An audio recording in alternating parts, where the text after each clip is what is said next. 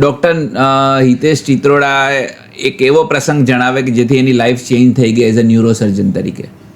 જ્યારે એક તો મારા જે મેં સૌથી પહેલાં વાત કરી હતી કે મારા ફાધર હંમેશા મારા રિલેટિવને એવું કહેતા કે આને મારે મોટો સર્જન બનાવવાનો છે. તમે સતત તમારી લાઈફનો અડધો ભાગ કદાચ ઓટીમાં વિતાવતા હશો, ઓપરેશન થિયેટરની અંદર. Yes.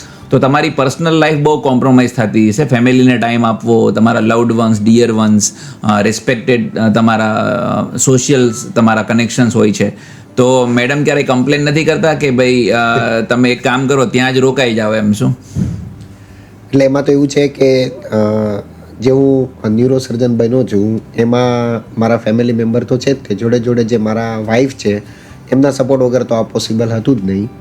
At the time of રેસિડન્સીમાં બી એ મારી જોડે હતી. અત્યારે બી જે ક્લિનિકલ જે આપણે પ્રેક્ટિસ કરીએ છીએ એમાં બી એમના સપોર્ટના હિસાબે જ હું આ બધી વસ્તુ જે સર્જરીને બધી વસ્તુ કરી શકું છું. એમના સપોર્ટ વગર આ પોસિબલ જ નથી. એટલે હું અત્યારે જે બી પોઝિશન પર છું એમાં મારી વાઈફ, મારા ફેમિલી મેમ્બરનો ખૂબ મોટો સપોર્ટ રહ્યો છે.